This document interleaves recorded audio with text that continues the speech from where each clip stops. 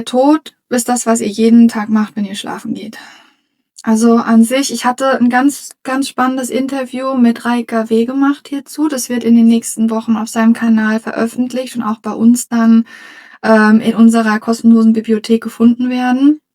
Wir müssen auch gucken, wie das dann heißen wird natürlich, weil wir jetzt in der Vergangenheit sind, das ist Zukunft, wo ich darüber rede. Also Sterben an sich, der Tod, ist in dem Ursprung einfach. Aber auf der Erde wird euch so viel Angst gemacht vor dem Sterben durch Filme und durch Geschichten, die man euch erzählt, dass der Tod wirklich ekelhaft sein kann.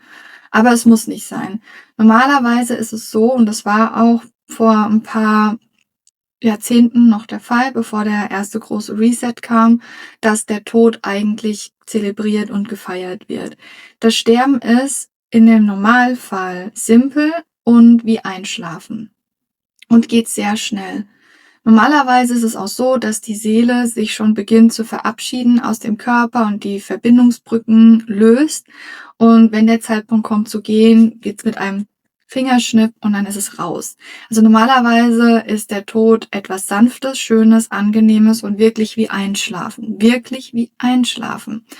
Und dass es so grausam ist wie auf der Erde und so schwer sein muss, ist Teil der Hypnose. Ich versuche es hier so sanft wie möglich auszudrücken.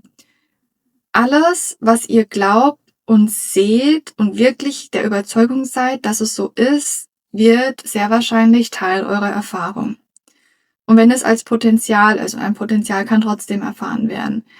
Die Art und Weise, wie auf der Erde gestorben wird, ist Teil der Manipulation und Negativagenda, verschiedene Entitäten und Egregoren zu füttern und zu fördern, die sich von Leid und Schmerz etc. ernähren. Und das alles ist gefördert durch die Filmindustrie und die Geschichten und die theatralische Darstellung, wie die Leute sterben und wie furchtbar sie sich quälen am Ende. Und die Leute manifestieren sich das, die Seelen manifestieren sich das alles. Aber es muss nicht so sein. Und ich lade jeden Einzelnen hier ein, keine Angst zu haben vor dem Sterben. Schaut euch Nahtoderlebnisse und Berichte an. Es gibt Milliarden da draußen inzwischen von Nahtoderlebnissen. Ich hatte auch mal einen Tod gehabt. Und es ist nicht schlimm. Es tut nicht weh. Es ist okay, aber es kann schlimm sein, wenn ihr dahingehend manipuliert werdet, dass es schlimm ist. Und die Filmindustrie ist einer der größten Dinge. Die Kinder wachsen auf mit Leuten, die schreien beim Sterben. Die Kinder wachen auf mit Schwerstgeburten, sage ich mal, mit Filmen, wo Schwerstgeburten stattfinden. Die Kinder der wird von klein an infiltriert, dass das Leben schmerzhaft, schwer und grausam ist. Und das ist so tief in der Hypnose drin. Und dehypnotisiert das. Und zwar so schnell wie möglich. Es muss nicht sein. Sterben ist eigentlich sanft, angenehm und leicht. Es ist ein Transit wie Einschlafen und so sollte es sein. Und eine weitere Perspektive, die ich hier dazu addieren möchte: Während ihr glaubt, ihr lebt, träumt ihr eigentlich. Es ist so. Es ist so. Die physische Welt ist so gering in dem, was ihr eigentlich seid, dass, wenn ihr die Augen schließt am Abend und schlafen geht, ist das mehr die Realität als die Realität, die ihr lebt. Deswegen wirklich, wenn ihr einschlaft, ist es eigentlich wie ein Sterben. Ihr wacht auf. Und es passiert auch, wenn ihr sterbt. Ihr schlaft ein und ihr wacht auf. Die menschliche Erfahrung schläft ein, aber ihr wacht auf als zu eurem Selbst, was ihr seid. Ein großer Unterschied macht Suizid. Suizid ist etwas, was ich niemals empfehlen würde. Warum? Ihr platziert eine Inkarnation in einem Raum von Challenges und Herausforderungen, um diese Challenges und Herausforderungen zu meistern. Und solange ihr hier die Augen aufmacht, in der menschlichen Erfahrung, seid ihr genau richtig. Wenn die menschliche Erfahrung vorbei ist, dann ist sie vorbei, und zwar dann sofort. Ihr wacht auf. Der Mensch schläft ein und ihr wacht auf. Plötzlicher Tod. Tschüss. Wenn eure menschliche Erfahrung vorbei ist, dann ist sie vorbei und ihr wisst, dass sie vorbei ist. Und solange das nicht der Fall ist, wäre es eine Unterbrechung der Erfahrung. Und alles, was ihr dann tut, als die Seele, die ihr seid. Ihr erschafft die gleiche Realität nochmal neu, aber mit noch stärkeren Herausforderungen, weil es musste ja doch eigentlich kapiert werden. Das heißt, ein Suizid wird euch nicht befreien, sondern direkt dorthin zurückbringen, wo ihr gedacht habt, ihr hört auf. Und das ist, wenn ich in die nahen Erdräume gehe, wenn ich dort mich mal aufhalte, so astral bin, das größte Problem von den Seelen, die verloren sind, die sich umgebracht haben, dass sie erstaunt sind, dass sie immer noch da sind. Sie haben sich umgebracht, aber sie sind noch da und erschaffen um sich herum ähnliche Setups. Sie erschaffen sich das Haus, die Bar, die Drogen, die Familie drumherum.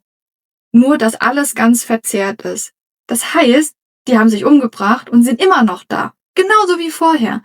Und das gibt es Spezialeinheiten aus dem nicht-physischen Raum, die sich materialisieren in diesen nahen Erdräumen und diese Seelen, die suizidal sind, da rausholen. Schaut euch also gerne mal den Film Hinter dem Horizont an. Es ist sehr, sehr viel Wahrheit in diesem Film. Sehr viel Wahrheit. Und Suizid ist keine Lösung. Es ist nur eine Verlängerung des Leidens.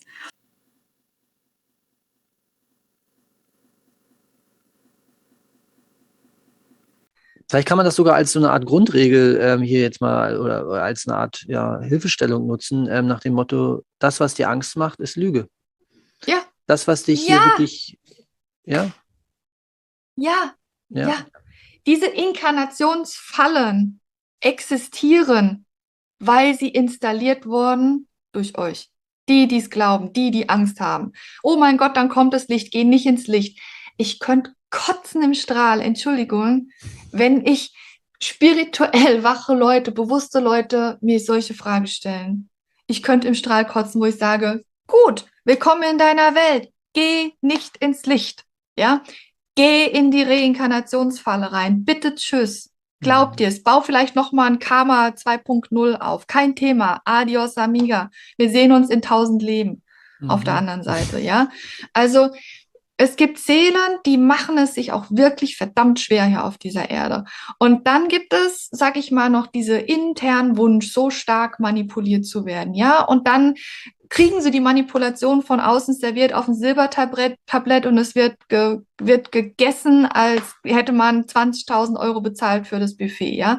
Also, scheiße Mann, nein, Entschuldigung, Raik, dass ich das jetzt so sage, weil wenn mir etwas wirklich auf den Sack geht, dann ist es die Seelen, die Menschen, die so naiv sind, jeden Shit, den man ihnen auftischt, zu fressen, zu konsumieren und zu glauben und dann daraus die Welt zu manifestieren. Ja, natürlich gibt es Kräfte auf diesem Planeten, die ihre Sklaven behalten wollen und wollen, dass die Sklaven wieder zurück inkarnieren und zwar auf dem schnellstmöglichsten Weg. Dann bitte macht das, indem ihr an so einen Shit glaubt. Aber wenn ihr nicht mehr an so einen Shit glaubt, ja, dann kann euch keiner abholen.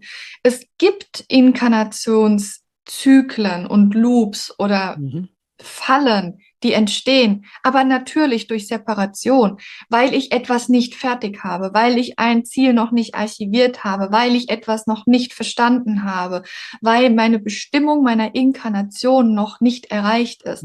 Und dann inkarniert eine Seele erneut. In eurem Herzen seid ihr sicher. Da draußen nicht. Da drinnen ja. Und wenn ihr Angst habt vor dem Sterben oder wenn ihr Krankheit oder was auch immer habt, geht in euer Herz und sucht die Verbindung mit eurer Essenz. In eurem Herzen ist eure Essenz, eure Seele findet ihr dort. Dann taucht dort ab, bis ihr die Verbindung wieder gefunden habt. Nicht da draußen, nicht irgendwo, sondern in euch. Und wenn ihr sterbt, geht ihr in euch zurück. Und dann lasst ihr los. Das Sterben ist ein Einatmen und kein Ausatmen. Während der Mensch ausatmet, atmet die Seele die Essenz wieder ein.